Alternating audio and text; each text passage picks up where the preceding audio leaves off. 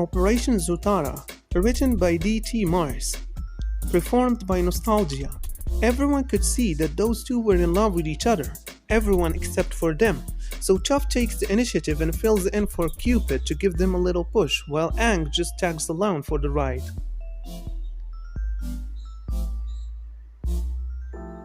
Hello, and welcome to the revamping of Operation Zutara. When I made the reluctant decision to stop writing this story, it was because my life had gone haywire.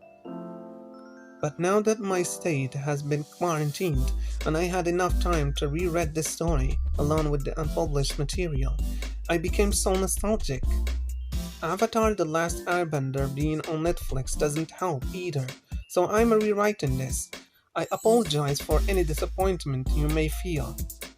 There are just so many things that shouldn't have happened in this story that happened only because I was being a lazy writer who was too easily influenced. I've always wanted to fix these mistakes, and now I have the chance to do so. Plus, I just want to give this story the proper flow and ending it deserves. I no longer have any reason to be lazy or influenced by anyone cause I am in the house all alone. As such, many things will be changed and many things will remain the same. This revamping will be how the story should have been from the very beginning. I really hope you enjoyed this ride with me. And don't worry, I'll leave the original on archives of our own. Operation Zutara. Introduction. Want to get in trouble with me, Carlos? Simon Alkilik's Rules of Attraction. It never made any sense to Toph how people could just beat around the bush as if it were normal. There was nothing even remotely normal about beating around the bush. The phrase gave that much away. Discussing a problem without actually discussing the problem while avoiding a solution on purpose was not normal. All this did was prolong the situation at hand and make things harder than they needed to be. And who the hell went around just beating around so many bushes that a phrase had to be coined anyway? Nothing about any of it made sense or even seemed sane. Not one bit. This bothered Toph. This wasn't how she worked. Toph Bai Fong approached every single one of her problems head-on and directly, eyeball to eyeball. The longer one stalled, the longer the problem would exist, and any problem that existed longer than necessary was far too long in her book. This opened the door to so many possibilities. Extended discomfort, additional situations, and plain old confusion. Who had the time for that? The most obvious solution would obviously be not to beat around the bush. Tackle the problem, get shit done, move on with your life. It was as simple as that. As such, seeing others actively avoid such an uncomplicated solution absolutely disgusted Toph. Yet she couldn't look away for the life of her. For the past 2 hours, the young heiress had been forced to watch this beat around the bush stick with her own 2 eyes, tied down to a chair with her eyes pried wide open. There was no escape. Okay, fine. So she hadn't been forced, not technically anyway, and neither tying nor prying were involved, but she honestly couldn't look away. That wasn't a lie. It was just that these two, they were good at it. Really good. It was almost like a train wreck. A really attractive train wreck topped with pretty hair that ran on a track built on proper grammar. One would think that they had taken a class on beating around the bush with the way they were going at it. It would have been impressive if Toph's corneas weren't melting away with revulsion. And the worst part of it all, the two culprits weren't strangers or even people she hated. They were 2 of her closest friends. Meaning that they, of all people, knew how she felt about this bush nonsense. Throughout all this bush beating, how was it that everyone could tell that they had a thing for each other, except for them? Second worst part, Toph was sitting right in the middle of it all. Katara on one side, Zuko on the other, in the back of a tea shop. The only reason Toph had come to the tea shop in the first place was because the older woman offered to help her study for an upcoming autonomy test. Who wouldn't accept an offer like that from a nurse in training? She just didn't count on Princess Glitterbutt being there. Yes, this was his uncle's establishment, but that pretty boy was interfering with her study time. If she'd known that this was how things were gonna go down, She would have just waited for Katara to get back to their apartment instead of meeting her at the shop.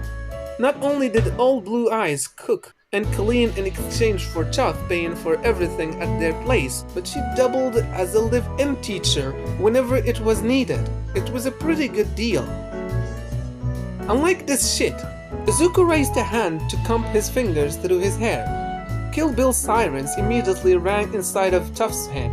Nothing good would come from that subtle hair comb, because nothing good ever came from one of his stupid hair combings. All they ever brought were giggles, red cheeks, and even more beating around the bush, all of which Toph would no longer stand to watch, or sit to watch. Whatever, she was over it. "I'm gonna get a drink," Toph declared. She scrambled to shut her textbook as quickly as she possibly could.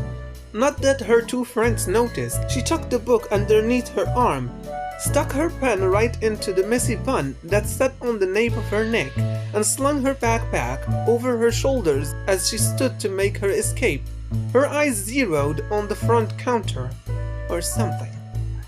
A low whistle sounded off behind her as she walked, prompting her to spin around to find the culprit. It was none other than Aang, returning from one of his stable wiping rounds with a towel in hand. An impish smile brightened his face as he walked past her and through the counter's double doors, allowing him to resume his post as the barista. He slung the towel over his shoulder and rested his elbows onto the counter. "I was wondering how long it would take you to finally get up and leave those two. Twinkle toes." Relief flooded her senses as she rushed to the counter.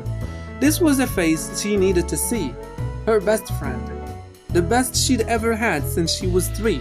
There was such a thing as hope, after all. She laughed. "I've never been so happy to see you. I could just kiss you right now." Impossible as it seemed, his face brightened as his smile stretched into a grin. Then he blinked. His smile fell and his brows knitted with disappointment. "I'm your best friend. How have you never been happy to see me?" Toph snorted. She sat on a stool and set her textbook onto the counter. "Relax, Baldy. I said that I've never been so happy to see you, not that I've never been happy to see you." He crossed his arms. "That's not any better. You little brat." "Hey, I'm not little. I'm fun-sized," they said together. "I know," he continued. "Everyone knows." There was a pause. "You're still a brat." Toph rolled her eyes, though a little chuckle did escape her. She could never stay mad at him for long, not seriously anyway. "Hi, Twinkles." Aang's grin returned, the curve as bright and warm as it always was. "Hey, T. I didn't know you'd be working today," she commented offhandedly. "Yeah, well, there's a reason for that." He grabbed the towel from his shoulder and wiped the counter down with a sigh. He looked side to side before meeting her eyes. "Hiro has been complaining about you. He says that you're a distraction." She simply scoffed. "That old man loves me. Besides, if anyone's a distraction, it's his nephew, Princess Glitterbutt." Aang doubled over with laughter. "A new nickname, huh? What did Zuko do this time?" "What didn't he do this time?" "The only reason I'm here and not tucked into my bed taking a well-deserved nap is because I need to study. Katara volunteered to help me study for an exam. I didn't even ask her to. She came and offered herself to me, so of course I accept. Of course." But then Princess Firebrains showed up and threw all her concentration off. "I thought it was Princess Glitterbutt. You're making it hard to keep up with these new... I mean, how hard it is to tell someone that you like them." Toph continued, undeterred. "Hi, I'm Katara. Hey, I'm Zuko. Wanna bang?" "They're old. They should already know how to do this." The two friends looked to Zuko and Katara. Zuko combed his fingers through his hair. Katara said something that an onlooker could only guess was funny from the way he just laughed. They both turned red. Toph sneered. "Disgusting." disgusting. Huh. Aang breathed with an air of admiration. Zuko's complexion is already naturally on the reddish side. It's pretty impressive how she can get him even redder. I wonder if Ira will say that Katara is a distraction. Toph met his eyes with a laugh. Twinkle toes. I'm distressed. Don't make me laugh. He shrugged. That impish quirk touched his lips again as he slowed his wiping down a bit. You can't really blame those two for skirting around their feelings like this, you know? They've known each other for such a long time. That probably makes this all feel so new. And I don't know. I think those two want more than just banning. It's kinda sweet, don't you? That being said, not everyone is as reckless as Toph by Fong. Everyone should be reckless as Toph by Fong. Besides, what are you gonna do? He continued with a dismissive laugh. Play Cupid? Toph irked a brow, mouth open and all. Aang's smile slowly faded and the counter-wiping came to an immediate halt. He swallowed and looked around before bracing his hands onto the counter. He leaned into her space with a shake of his head. T, please. T ignored that. Playing Cupid? That had to be the best idea Aang had ever came up with during the 16 years she had known him.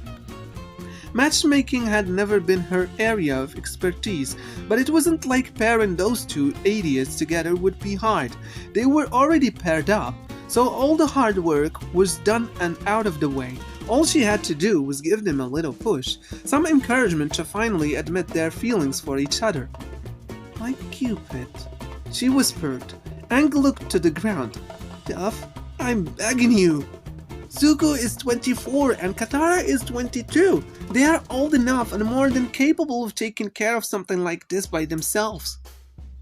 Toph grinned at the top of his head as the motors in her brain began to churn. Oh Fortuna was now playing in her mind. Which meant only one thing. There was no turning back. It took everything in her to keep herself from raising her arms to release a wicked cackle. She stood instead. Twinkles. Here we go. Princess Sparkly Pants is 24 and Katara is 22. And they still can't get their act together. Once again, I can't keep up with all these name changes. We have every right to get into their business and play Cupid. Aang looked up to meet her eyes. He scowled. You can't use my words against me like that. Says who? Says me. You're the one who gave me this idea. I didn't think that you'd go this far with it. Oh, what did you expect? Aang watched her carefully. He released a slow sigh through his nostrils as he tapped his fingers onto the counter. Don't think I can see those wheels turning inside that pretty head of yours. You're more trouble than you're worth. You know that? Toph grinned.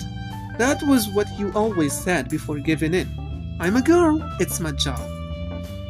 He bit the inside of his cheek. It was fighting a smile, as much as he liked to chastise his best friend for being so reckless and troublesome.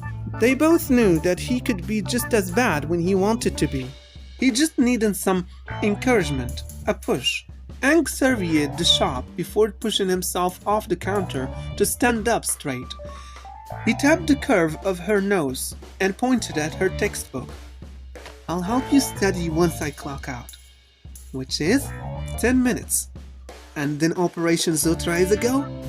His face scrunched up with disbelief. You already came up with a name? For the couple and this? Whatever this is. This is an operation. This is an operation? He grabbed for his head. Gee, we're not the CIA. You're right, we're better. Toph! Toph laughed. He honestly made messing around with him so much fun. Come on, you're my best friend. If you're not my partner in crime, who else would be able to take your spot and live? The sounds of the tea shop fueled their staring match as they watched each other. After a moment, Aang dropped his hands. He extended one toward her. I'll help you study. And then Operation Zutara is a go. She took his hand. You're the best. You're trouble. Toph winked. At that, Aang released her hand and continued to fight the smiles away. Thank you for listening to this performance done by me. See you next time in another video. Please like and subscribe if you're not subscribed yet.